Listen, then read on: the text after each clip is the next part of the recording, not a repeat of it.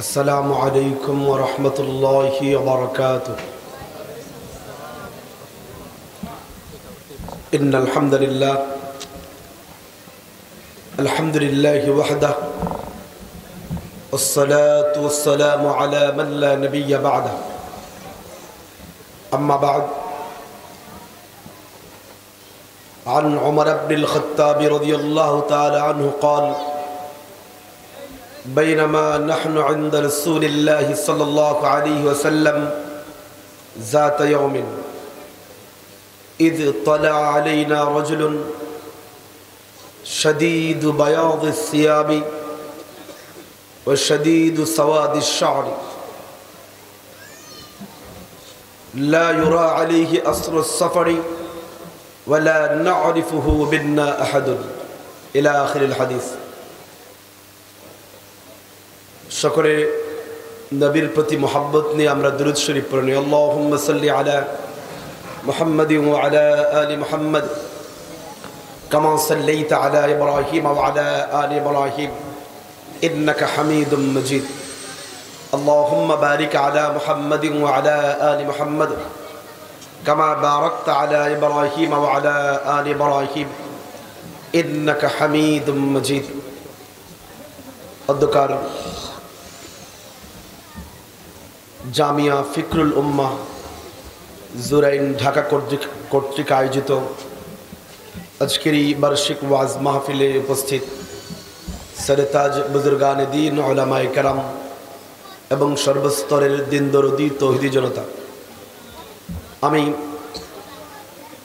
সহিহ মুসলিমের কিতাবুল ঈমানে বর্ণিত প্রথম নম্বর হাদিসের অংশ বিশেষ আপনাদের সামনে তেলাওয়াত করেছি।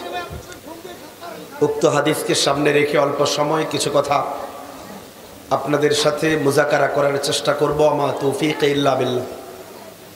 আল্লাহ রাব্বুল আলামিন আমাকে আল্লাহর কথা, নবীর কথাগুলো আমলের নিয়তে সহিভাবে বলার তৌফিক দান করুন। সকলে বলি আমিন।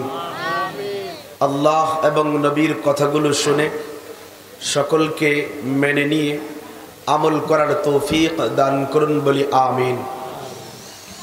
আমি কোনো ভূমিকা ছাড়াই আমি যে লম্বা বড় হাদিসের অংশ তেলাওয়াত করেছি, এই হাদিসের অনুবাদের দিকে চলে যাচ্ছি। আমি যে হাদিসের অংশ তেলাওয়াত করেছি, এই হাদিসটিকে উম্মুস সুন্নাহ বা নবীজির হাদিস সমূহের সারনির্যাস বলা হয়।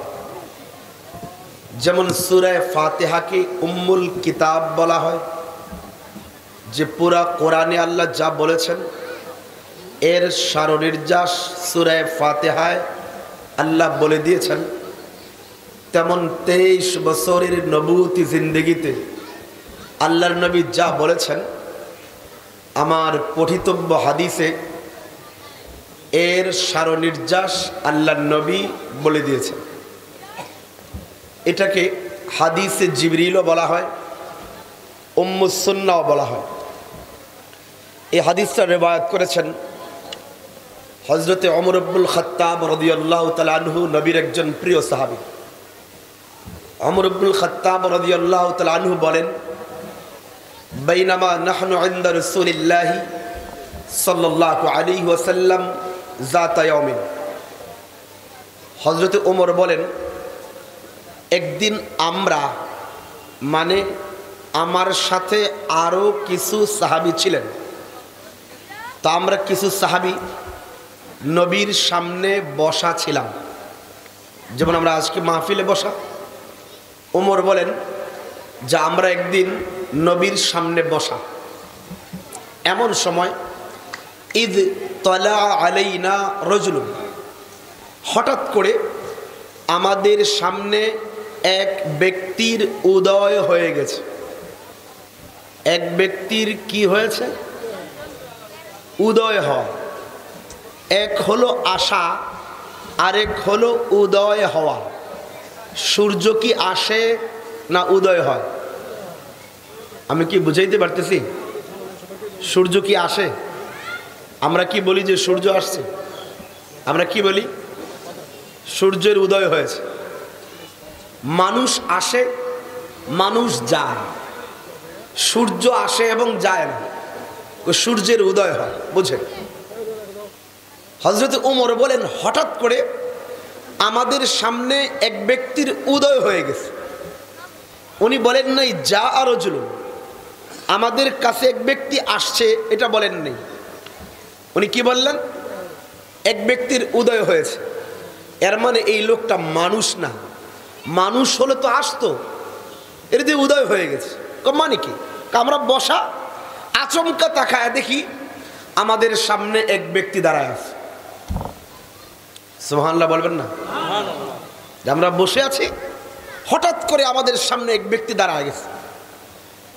এই ব্যক্তির চেহারার দিকে তাকায় আমরা দেখলাম সাদীদু সাওয়াদিশ শারি, মাথায় কুচকুচে কালো চুল, ও শাদীদু সাওয়াদিল ও শাদীদু বায়াদিস সিয়াবি, গায়ে যে জামাটা আছে এই জামাটা ধবধবে সাদা, জামাটা একদম পরিষ্কার সাদা, আর মাথার চুলগুলি কুচকুচে কালো।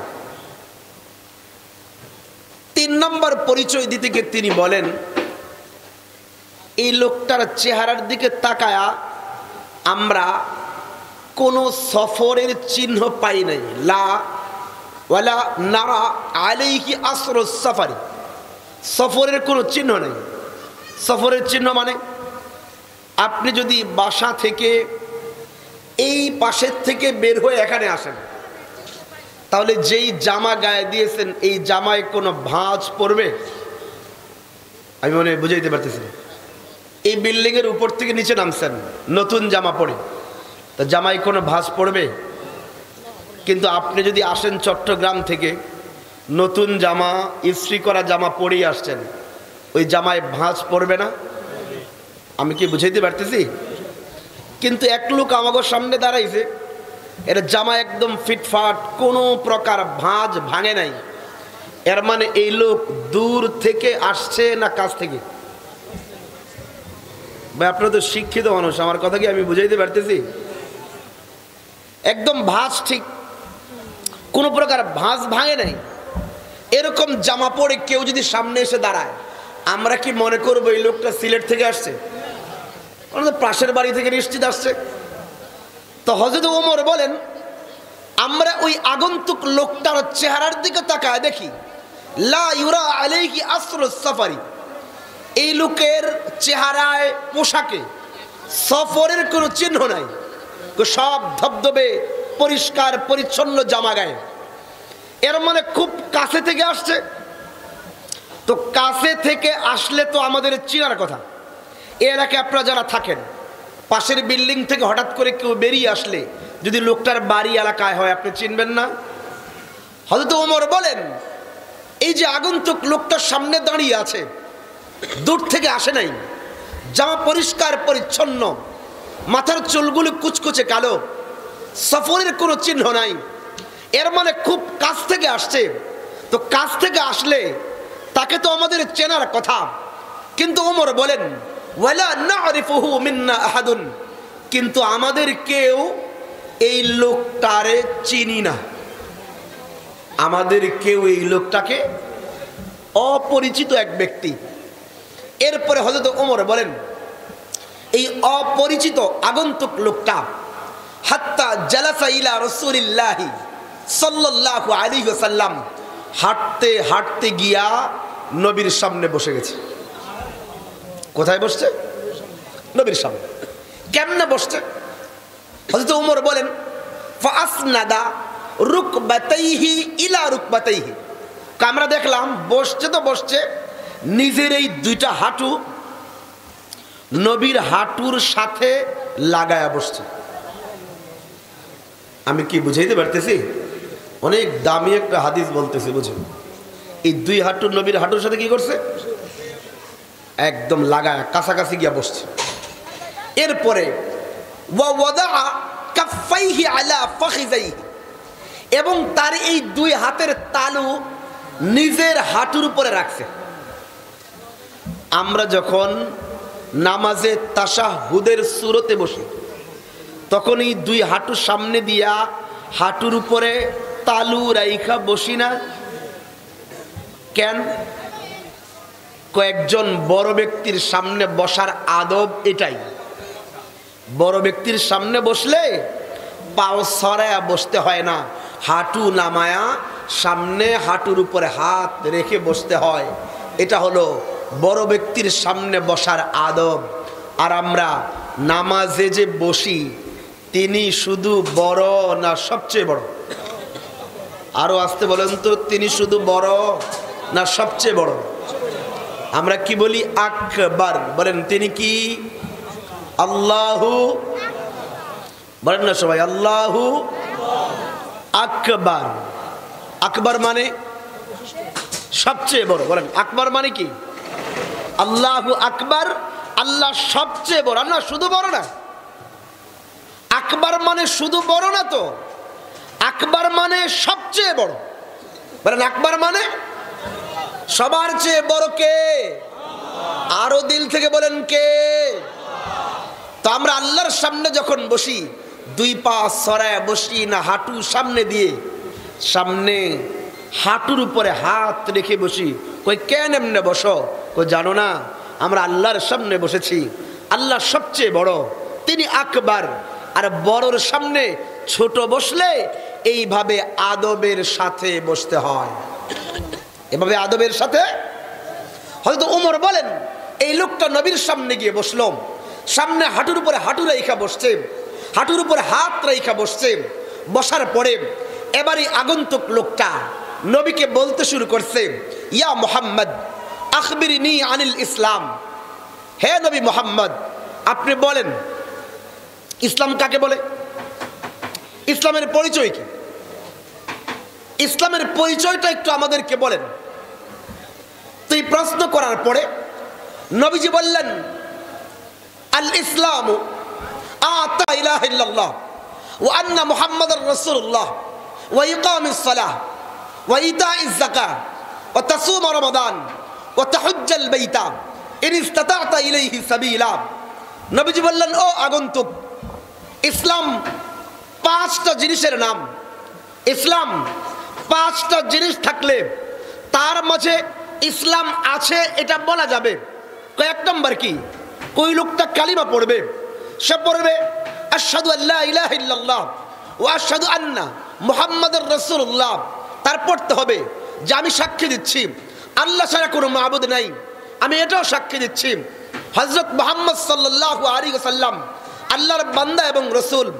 2 নম্বর নামাজ পড়বে, 3 নম্বর রোজা রাখবে, 4 নম্বর হজ করবে, 5 নম্বর যাকাত দিবে। এই 5টা জিনিস যার মাঝে থাকবে, এই লোকটার মাঝে ইসলাম আছে। লোকটার মাঝে কি আছে? বুঝে শুনে বলেন কি আছে? শুধু কালিমা পড়লেই ইসলাম আছে বলছে নবী? হ্যাঁ, কালিমা পড়লেই শুধু ইসলাম আছে বলছে? কালিমাও পড়বে, নামাজও পড়বে। কালিমা পড়ার পরে মানুষের সাথে প্রতারণা করা যায়, কালিমা পড়ার পরে সাদাবাজি করা যায়, ধোঁকা দেওয়া যায়, মানুষের ঘরবাড়ি দখল করা যায়, দুনিয়ার সব খারাপ কাজ কালিমা পড়ার পরেও করা যায়। যদি কালিমার অর্থ এটাই হতো, মক্কার মুশরিকরা কি কালিমা না পড়ে থাকতো? আমি তো বিশ্বাস করি এরা কালিমা পড়তো, কিন্তু মক্কার মুশরিকরা জানে কালিমা শুধু 12 24 অক্ষরের নাম নয়। তারা জানতো এই কালিমা পড়লে আল্লাহ এবং নবীর সামনে নিজের মাথাকে নত করে দিতে হবে, নিজের কোনো ইচ্ছা থাকবে না, নিজের কোনো খায়েশ থাকবে না, বরং চলতে হবে সেইভাবে যেভাবে আল্লাহ এবং নবী চলতে বলেন। নিজের ইচ্ছে মতো আর চলা যাবে। আর আমরা কি বুঝছি? আমরা বুঝছি হুজুর ইসলাম তো সহজ। ওই কেমনে? আমি মুসলমান। ওই কেমনে মুসলমান? আমার আব্বা মুসলমান তো আমিও মুসলমান। বুঝাইতে পারি না। আমরা মুসলমান। জিজ্ঞেস করেন কেন? আমার দাদা মুসলমান, আমি মুসলমান। হে তুমি মুসলমান কেন? আমার জন্ম নিবন্ধন কার্ডে লেখা মুসলমান। তুমি মুসলমান কেন? করে আমার ভোটার আইডি কার্ডে লেখা রিলিজিয়ন ইসলাম, ধর্ম ইসলাম। তা আমি ওটু মুসলমান। কারণ আমরা কি, এই দেশে এমন মুসলমান কুটি আছে, কুটি, যারে কালিমা জিজ্ঞেস করলে শুদ্ধ করে বলতেও পারে না। নাই মনে হয়, জোরাই নেই, নাই না, নাই। হ্যাঁ তো কয়ে মুসলমান, হ্যাঁ তো কয়ে মুসলমান। এর বাড়ির জীবন আর হিন্দুর বাড়ির জীবন, তার মেয়ের বিয়া আর হিন্দুর মেয়ের বিয়া যদি কেউ আলাদাভাবে না বলে, এক বাড়িতে হিন্দু মেয়ের বিয়ে হচ্ছে, পাশের বাড়িতে মুসলমানের মেয়ের বিয়ে হচ্ছে, যদি কেউ আলাদাভাবে না বলে এটা হিন্দু বাড়ি আর এটা মুসলমানের বাড়ি, বলেন তো জুরাইনের মানুষ আপনি বলতে পারবেন কোনটা হিন্দু বাড়ি আর কোনটা মুসলমানের বাড়ি? সত্যি কথা বলেন, পারবেন? আমি পারবো না, আমি পারবো। কেমনে পারবো? পাশাপাশি দুই বাড়ি, একটা মুসলমানের আর একটা হিন্দু বাড়ি। ওই মুসলমান বাড়ির সন্তানটা তারা যখন কন্যা বিয়ে দেয়, তার কন্যা বিয়ে দেওয়ার 3 দিন আগে গায়ে হলুদের অনুষ্ঠান করেন। পাশে হিন্দু বাড়িতে তার কন্যা বিয়ের 3 দিন আগে গায়ে হলুদের অনুষ্ঠান করেন। মুসলমান লোকটা তার কন্যা বিয়ে দেওয়ার আগের রাত, বিয়ের রাত, পরের রাত, 3 দিন ধরে সারা রাত ধরে ড্রামের তালে বাজনা বাজায়। পাশের হিন্দু বাড়িতেও তার কন্যা বিয়ে দেবার আগের রাত, বিয়ের রাত, পরের রাত, 3 দিন ধরে ড্রামের তালে বাজনা বাজায়। যেমন ওই মুসলমান সন্তানটা তার কন্যা বিয়ে দিলে খানার আয়োজন করে, কমিউনিটি সেন্টার হোক, বাড়ির সাদ হোক, ছেলে মেয়ে একসাথে বেপরদা খানার আয়োজন করে। একজন হিন্দু লোক তার কন্যা বিয়ে দেবার সময় ঠিক একইভাবে কমিউনিটি সেন্টারে করুক, কিংবা বাড়ির সাদে করুক, কিংবা রাস্তায় করুক, সেও বেপরদা হবে। পুরুষ নারী একসাথে খানার আয়োজন করে।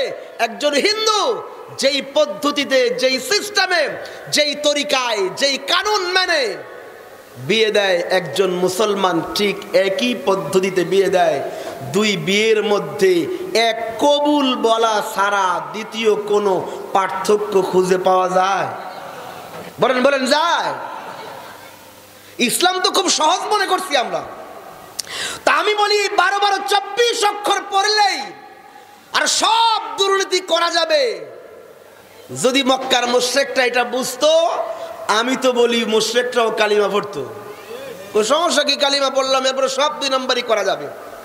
কিন্তু নবী বললেন কয় জিনিসের নাম ইসলাম? বা এটা একটা সবক মুখস্থ করেন, কয় জিনিসের নাম? বলেন 1 নম্বর কালিমা, বলেন 1 নম্বর, 2 নম্বর নামাজ, 2 নম্বর, 3 নম্বর রোজা, 3 নম্বর, 4 নম্বর হজ, 5 নম্বর যাকাত। এই 5টা জিনিস যার মাঝে আছে তার মাঝে ইসলাম আছে। এই 5 জিনিস যার মাঝে আছে তার মাঝে কি আছে? যার মাঝে একটাও কম তার মাঝে ইসলাম কম। যার মাঝে এর একটাও কম তার মাঝে ইসলাম কম আছে, পুরা নেই। আমরা তো অনেকে বলে যে হুজুর আমার ইমান খুব মজবুত, সারা জিন্দেগি নামাজ না পড়লেও আমি পাক্কা ইমানদার। এরকম লোক নাই মনে হয় না? ইসলাম তো আমরা থাক, আমি বললে আবার বেশি খারাপ হয়ে যাবে, ওদিকে যাবো না। তাই আমি বললাম যে ইসলাম কয় জিনিসের নাম? বা এটা মুখস্থ হয়েছে? আচ্ছা, নবী বললেন 5টা জিনিসের নাম ইসলাম। বলা শেষ হবার পরে এবার যে লোকটা প্রশ্ন করছে, এই লোকটা বলে কি, সদাক্তা। নবী আপনার উত্তরটা হয়েছে, আপনার উত্তরটা। এবার এই হাদিস বর্ণনাকারী ওমর বলেন, ওমা এই লোকটা দেখি নবীকে প্রশ্ন করছে। তো নবীকে প্রশ্ন করছে মানে হলো এই লোকটা উত্তর জানে না, এই জন্যই তো প্রশ্ন করছে, ঠিক না? কারণ মানুষ প্রশ্ন করে কখন, তো আমি জানি না, জানতে প্রশ্ন করি। কিন্তু প্রশ্নের উত্তর শুই না যদি বলে উত্তরটা হয়েছে, তাহলে কি বুঝবেন এই লোক আগে থেকে উত্তর জানে না। না জানলে বলে কেমনে উত্তর হয়েছে? ব্যাপারটা বলে বেশি বিরক্ত হয়ে যেতেছেন না? আমার কথা কি আমি বুঝাইতে পারতেছি? তো যখন নবী বললেন ইসলাম হলো 5 জিনিসের নাম, তখন প্রশ্নকারী বলল সাদাক্তা, নবী আপনার উত্তর হয়েছে। তো উত্তর হওয়া শুই না ওমর বললেন, আরে ফাজিবনা লাহু, আমাদের কাছে বড় আশ্চর্য লাগলো এই লোক নবীকে প্রশ্ন করে, এর মানে উত্তর জানে না, এই জন্যই তো প্রশ্ন করছে। কিন্তু উত্তর শুই না যখন বলতেছে উত্তরটা সঠিক হয়েছে, এর মানে উত্তর তো সে আগে থেকে জানে। তাহলে আগে থেকে জানলে নবীরে প্রশ্ন করলো কেন? আশ্চর্য জিনিস। আসলে এই লোকটা প্রশ্ন এই জন্য করছে, এই লোকটা নিজে আসলে জানতে আসে নাই, উপস্থিত সাহাবায়ে কেরামকে দিন জানাইতে আসছে। আর এই লোকটা আর কেউ নয়, হাদিসের শেষাংশে আসছে ইনি ছিলেন জিবরিল আলাইহিস সালাতু ওয়াস সালাম। কে ছিলেন? উনি মানুষ ছিলেন না। তো এরপরে নবী প্রথম প্রশ্নের উত্তর দেবার পরে আমি 3 নম্বরে অনেক দামি একটা কথা বলবো, যে উঠা বসা শুরু হয়ে গেছে। এবার ওই আগন্তুক 2 নম্বর প্রশ্ন করলেন, বললেন ফাখবিরনি আনিল ইসলাম। নবী বলেন ইসলাম কাকে বলে? নবী বলেন ইসলাম কাকে বলে? তো ইসলামের উত্তর তো দিলেন 5 জিনিসের নাম। 2 নম্বর প্রশ্ন করলেন ফাখবিরনি আনিল ঈমান। নবী বলেন যে ঈমান কাকে বলে, ঈমান কি জিনিস? নবীজি বললেন 6টা জিনিসের নাম ঈমান। নাম্বার 1 আতুমিনা বিল্লাহি ওয়া মালাইকাতিহি ওয়া কুতুবিহি ওয়া রুসুলিহি ওয়াল ইয়াউমিল আখিরি ওয়া তুমিনা বিল কদরি খাইরিহি ওয়া শাররিহি। নবীজি বললেন 6টা জিনিস মানার নাম হলো ঈমান। 1 নাম্বার আল্লাহর উপর ঈমান, 2 নাম্বার সমস্ত নবীদের উপর ঈমান, 3 নাম্বার সমস্ত ফেরেশতার উপর ঈমান, 4 নাম্বার সমস্ত কিতাবের উপরে ঈমান, 5 নাম্বার আখিরাতের উপরে ঈমান, 6 নাম্বার ভালো মন্দ তাকদীরের উপরে ঈমান। তাহলে কয়টা হলো? বলেন 1 নাম্বার আল্লাহর উপরে ঈমান। গুনাহ হবে না বললে আমার সাথে বলেন না, কার উপরে ঈমান? 2 নাম্বার সমস্ত নবীদের উপরে ঈমান, সমস্ত আসমানি কিতাবের উপরে ঈমান, সমস্ত ফেরেশতাদের উপরে ঈমান, মৃত্যুর পরে আখিরাতের উপরে ঈমান, এরপরে ভালো মন্দ তাকদীরের উপরে ঈমান। তাহলে কয়টা জিনিসের উপর ঈমান আনতে হবে? হুজুর জানি তো না, মানে ঈমানদার হওয়ার জন্য কমপক্ষে 6 জিনিসের উপরে কি লাগবে? ঈমান লাগবে। আমি ইচ্ছা করি বলতেছি, কেন বলতেছি জানেন?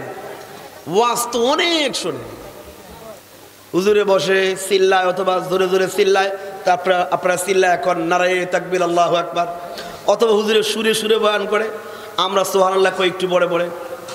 এখন যদি হাজারো মানুষের সামনে 10 জনকে দাঁড় করায় দেওয়া হয় যে কয় জিনিসের উপরে ঈমান আনলে তুমি মুসলমান হও, এরকম মানুষ মনে হয় এখানে পাওয়া যাবে না যেই মুখস্থ নাই। নাই নাই মনে হয় না। আচ্ছা ওয়াজ হই না, কি করবেন যদি নিজের ঈমানই না থাকে? আমরা বলি হুজুর ঈমান অনেক মজবুত।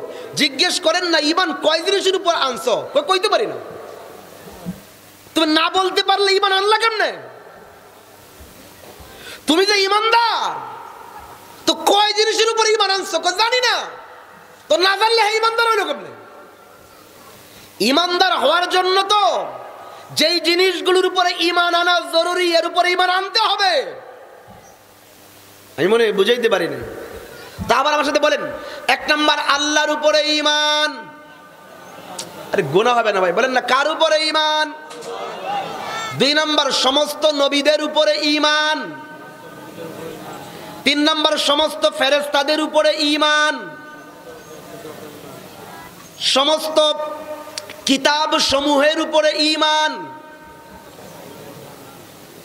আখিরাতের উপরে ঈমান, ভালো মন্দ তাকদীরের উপরে ঈমান। এই 6 জিনিসের উপরে ঈমান আনা আবশ্যক। মনে থাকবে? আমি শুধু এটার একটা অংশ বলে এই প্রসঙ্গ শেষ করব। এই হাদিসের মাঝে রাসূল করিম সাল্লাল্লাহু আলাইহি সাল্লাম 6 নম্বরে বলছেন ভালো মন্দ তাকদীরের উপরে ঈমান। কার উপরে ঈমান? আমাদের অধিকাংশ মুসলমানরা এই ভালো মন্দ তাকদীর কি জিনিস বুঝে না। আমি খুব কম সময় জিনিসটা বোঝাচ্ছি।